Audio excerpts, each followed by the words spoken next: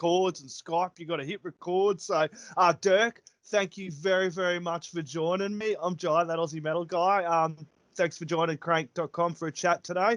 I'm having a chat with Dirk Verbeuren, drummer for Megadeth, and also Cadaver, who are due to drop their slab of death metal brutality, Edder and November 27th through Nuclear Blast Records. It's an absolute pleasure, man. Been a fan of your music for quite some time. So thank you very much for joining a mad death metal kid like myself. Oh, well, 40 now, so not a kid anymore. Thank you.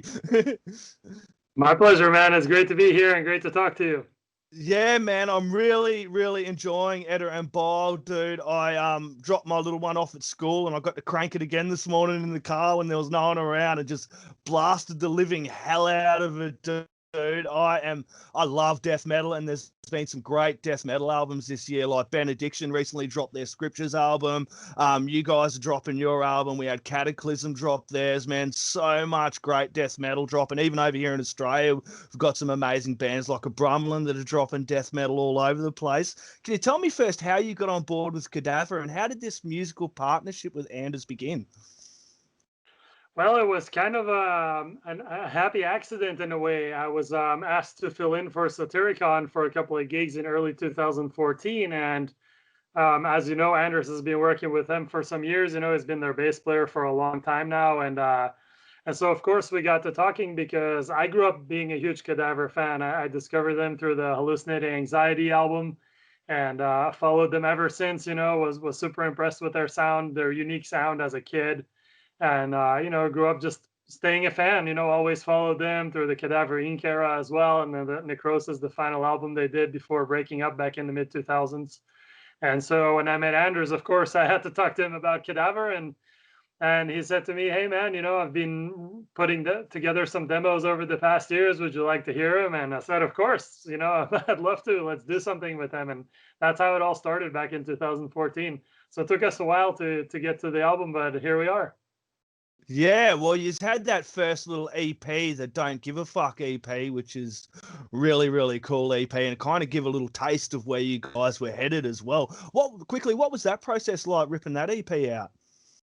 Well, so those songs were recorded at the same time as the album sessions, and basically when we put the album together, you know, we had 13 songs. We thought 10 is enough for the record. That made like a good unit, you know. I mean, growing up in the era of vinyl, you know, we really think a lot about the ebb and flow of a record and of what makes a good running time and at what point are you like, okay, that's enough, you know. So we decided to just put those 3 songs on a separate release. And initially it was going to come out after the record, but with COVID and everything kind of being thrown in around, you know, and changing, we ended up talking with the label and deciding to just start out with a little warm up, and that was Don't Give a Fuck. So glad you enjoyed it. Yeah, I really didn't. I had Jeff there from Carcass, and another one of my favorite bands, dude. So that would have been a lot of fun. How did you approach the songwriting? How did you both approach the songwriting for the album and that then? Well, so we started out with demos that Anders had been working on prior to us meeting in 2014, and you know, he sent me some of them. I tracked some demo drums on them, but then in early 2016, when I was traveling through Norway on tour, we actually got to jam on together, like on a track, and that ended up being Feed the Pigs, which is the 3rd song on Edder Bile. And I would say that became kind of the starting point for which direction we really wanted to go to. So we actually ended up discarding a lot of the earlier stuff we had kind of jammed on and just kind of started afresh with Feed the Pigs. That's kind of like, you know, the guideline, if you will. And from there, just a whole new wave of inspiration hit us. And you know, over the following years, we just sent tracks back and forth until we had enough material. And in early 2019, Anders came here to Los Angeles, where I live, and we recorded at Northwood Sound, which is the studio I co-own with Adair Dolphinbach, who produced the record. And yeah, man, we just kind of up until the very last minute, even I would say when we were recording, we were still kind of making little adjustments to the songs and just kind of going with the natural flow. Natural flow of it. So what was the recording and production process like? We really decided to approach it in a true organic kind of old school way, you know. Yeah. Nowadays, a lot of people record to a click track. Almost everybody does. I do it all the time, you know. And we decided to not use a click track. We decided to just jam together. Anders picked up his guitar, I got behind the kit, and we just played the songs. And, and that's what you hear on the record. So I think for me, having grown up just like yourself with death metal when it was a new and fresh style, I think that rawness that comes from proceeding that way is something you can't really replicate easily when you're playing to a click and recording instruments separately, etc. So of course, there's only two of us, so Andrew still had to go back and dub the guitars and do the bass and the vocals afterwards, etc. But we still had that core of like just no click track, straight, running through the songs and keeping takes that we liked, so we'd play a song maybe 5 or 6 times and keep the best take. So that's what you hear on the record, and that's how death metal is supposed to. Exactly. What was your drum setup and kit like for this one? Well, I mean, I kept it pretty simple actually. It really depends on band and project I'm playing with. Yeah. So I only had 2 crash cymbals. I did use a couple of splashes on the record because I like to use those for accents here and there. But other than that, it was a very straightforward double kick, 4 toms. I have my symmetrical hi-hats on each side of the kit. It was just pretty much a standard kit, pretty similar to what I would use with SOILWORK, except for less crash cymbals. And I mean, I didn't want to overcomplicate the drum playing on this record, but then when I listen back to it, there's still a lot going on. So I guess it's just kind of naturally what happens. Yeah, but the thing is with albums, like especially this one and the Benediction one, it still has that classic death metal sound. Classic death metal fans like me, like I love all music, but classic death metal fans are really going to connect with this Cadaver album. It is really good. And you mentioned Feed the Pigs. It's one of the tracks where you had vocal cameos. You had Cam from Massacre appear on that one as well. Yeah, exactly. And that idea was born when we did the jam on that track back in 2016 when I got to Anders' studio in Norway, and he said, hey, it would be really cool to have Cam on this. It does have a little bit of a Massacre vibe to it. So he sent it off. Him and Cam were already friends from way before. And so Cam was like, yeah, man, I'm in. And I think it's a really cool touch to have him and Jeff Becerra from Possessed on Circle of Morbidity and Jeff Walker on Don't Give a Fuck. It's kind of like, the unholy triumvirate of original death metal vocalists, right? Like these guys did so much for this kind of music, and the fact that we were able to have all 3 of them kind of be a part of this is just so cool. I'm so stoked about it. Yeah, that Circle of Morbidity track rips, dude. I sent it to a mate of mine, the film clip of that, and he was like, wow, dude, that's really cool, man. And he's like, so no doubt he'll be checking out Cadaver and waiting till this album drops as well with anticipation. About that,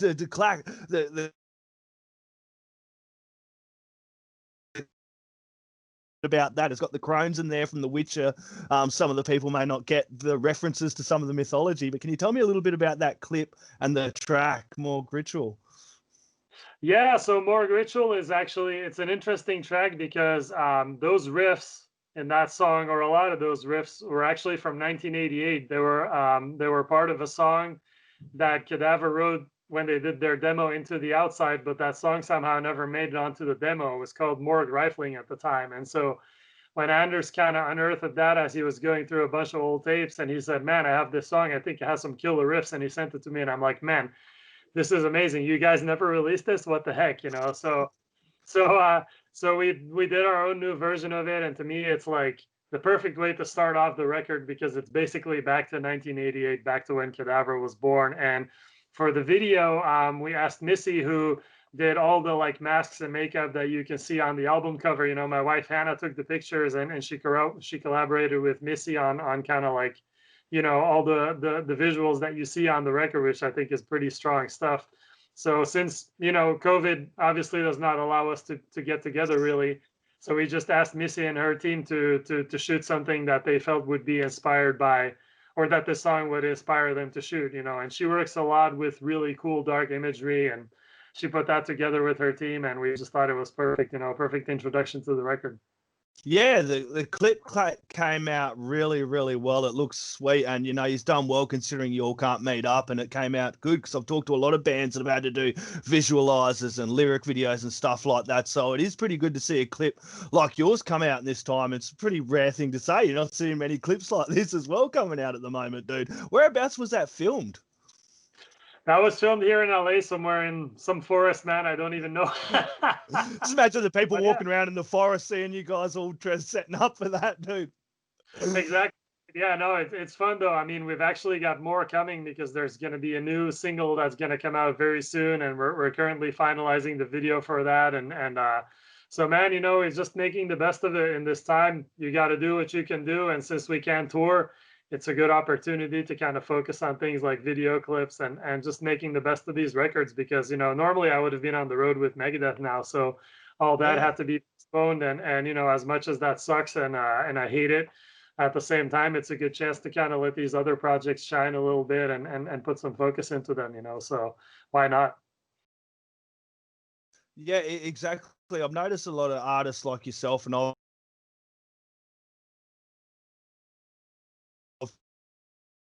that we have medium here through video that we can kind of talk and connect to fans. Like I'm over here in Australia, you're over there in LA, and we're able to talk about this Cadaver album. You know, it's like turn it into a positive. Yeah, we can't play, but as I'm going to mention again in this interview, you're talking about whole albums. Just because you guys can't play it doesn't mean people can't check out what you guys have got going on. Like i.e. Cadaver have this album dropping 27th of November. It's a ripping album. And you were saying that, you know, it's an album to be listened to, a death metal album. Like even with vinyl these days, as you're saying, you make music towards vinyl because the whole experience of pulling out your vinyl out of the cover, putting it in your record player, listening to one side and turning it over and listening to the other side. As people like me, classic metalheads, I'm going to sound old and dated, but people are forgetting what a joy that is to crank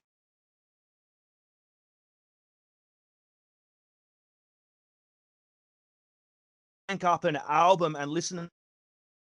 Sorry, you cut out there for a little bit, but I think I got that. And man, you're absolutely right, Jay. Like I actually got my copies of the record and the 7-inch just a few days ago, and that's exactly what I did, man. I pulled it out, threw it on, like enjoyed the artwork and read the lyrics and the credits and stuff like how we did when we grew up, you know.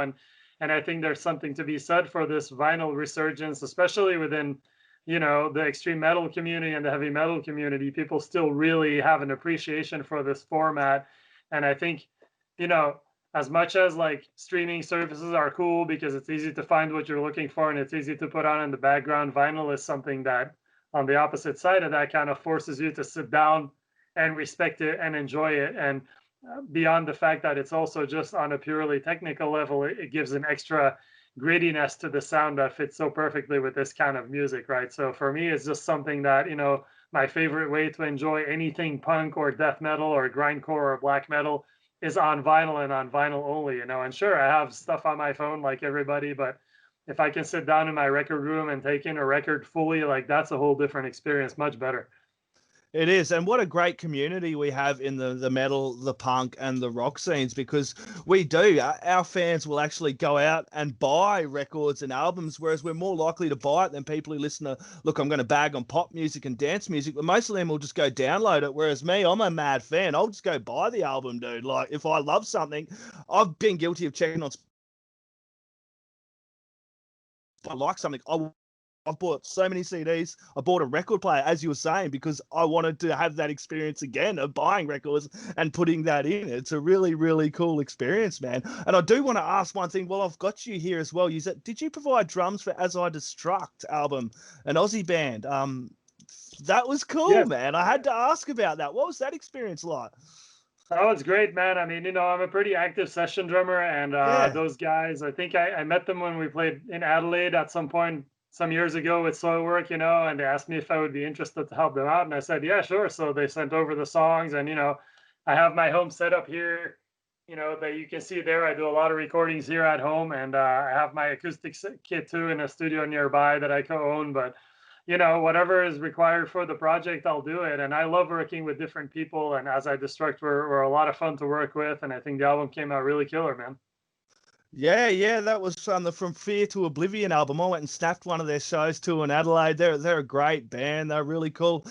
That's really good for guys like yourself to do that as well. Work with bands and provide session drums for these bands, and it not only gets your name out a little further across the world, but it helps inspire some of these up and coming metalheads and musos that are coming through as well. Going, man, I got Dirk Verbeuren drumming on this album, man. That must be so cool for you as well. A bit of a buzz.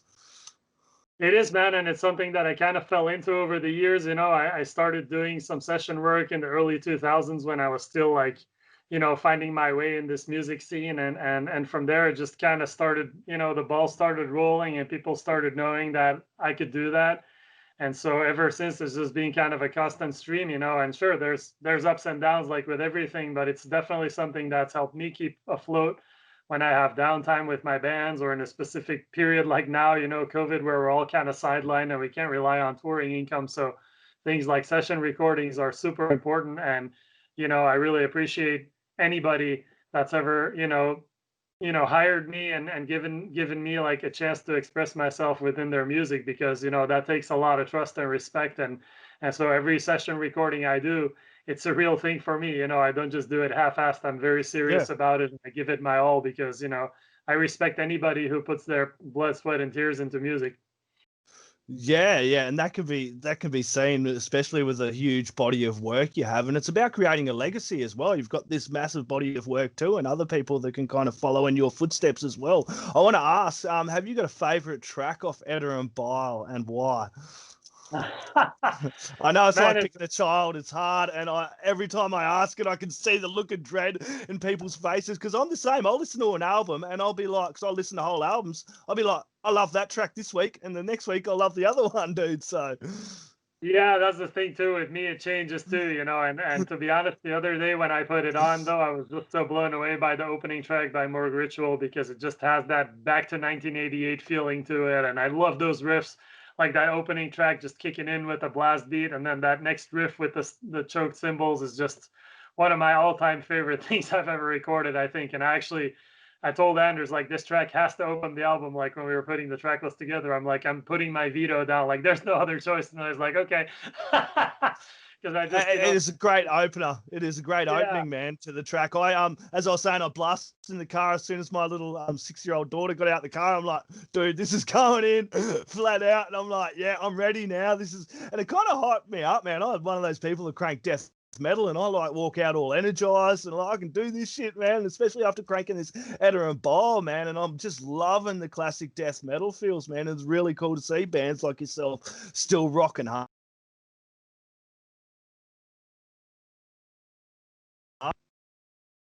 Sorry, you cut out there a little bit again. Yeah, man. It must be good for Anders as well. I want to quickly add in, it must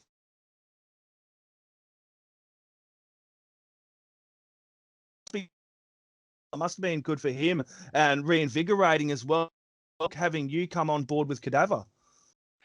Yeah, absolutely. I mean, it was kind of a chance, meeting, and I don't think he had really any concrete plans to revive the band. But then just, I think the way he told it to me was that kind of like my enthusiasm and my excitement about it kind of got him going. And now he's like on a mission to keep the band on track. And he's like, this is the third time the Cadaver gets revived, and we're not dying again, until I die or something. So, and ironically, which is not funny, but he actually had a bout with cancer, last year. So we played this show together, which is the only live show so far I've been able to do with Cadaver, which was near Oslo in late August, early September, and he was starting to feel not that great at that time, and shortly after that found out he had cancer, and luckily was able to go through the chemo and operations, and so far he's doing really well. He's back to being in full shape, and so yeah, man, he's a great person, a great guy to work with, super inspiring. It's been absolutely a blast for me to work with him and to kind of be able to get Cadaver back on the rails. Awesome. While my net's still holding in, all the best to Anders, man. It's good that the power of death metal is keeping him strong, man. That's for sure. I'm going to sign out, Dirk. I know you've probably got a lot more interviews to do. You've been pretty busy. I'll let you get a coffee before the next one. This has been a massive pleasure. Thank you very much. Before I sign out, do you have any last words, shout outs to quickly add in? Thanks so much for having me, Jay. It's really been a pleasure to talk to you today, and always a pleasure to I guess kind of talk to the Australian fans out there. I love your country. I love coming down there to play, and I really look forward to being back there. Hopefully next year, you know, if everything goes well. And yeah, check out Edder Bile. You know, if you're into death metal, you're gonna love this record. Don't miss it. Thank you very much, Dirk. Hopefully catch you over this side of the world 2021. Stay safe, take care, and talk soon, mate. Cheers, man. Much love.